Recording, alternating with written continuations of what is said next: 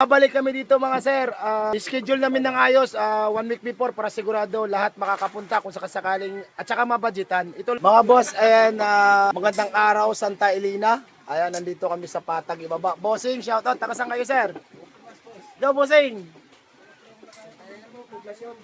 Poblasyon. Ayan, itong dalawang ito, may kuryente pa. Na-reply na ata kayo sir, na-replyan ba kayo? Bossing, ay si Bossing ang nagdadala. Babalik kami dito mga sir. Schedule namin ng ayos 1 week before para sigurado lahat makakapunta kung sakasakaling at saka mabudgetan. Ito lang namang kay boss, biglaan nag-post kami kahapon na galing kaming Impanta diretso dito. Nag-update si sir, sabi ni sir, Bossing, pupunta sila. Umuulang ako kasi siyempre may bagyo pala dito mga boss. Ayan, lakas naman ng ulan. Oh. Ayan. Tumuloy pa rin pala.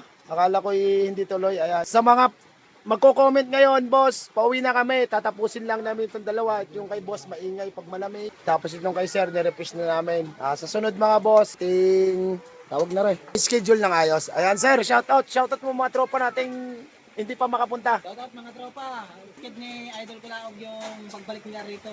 Ayan. Kita-kits na lang tayo dun sa shop na Napupuntan. San Pedro. San Pedro, ano sir? Kay Milvin Party. Anong sakop nun sir? Santa Elena. Ayan, Santa Elena ulit. Babalik kami dito sa shop na mismo ating gagawan. Yun lang mga boss. Thank you sir. Bossing. Dol.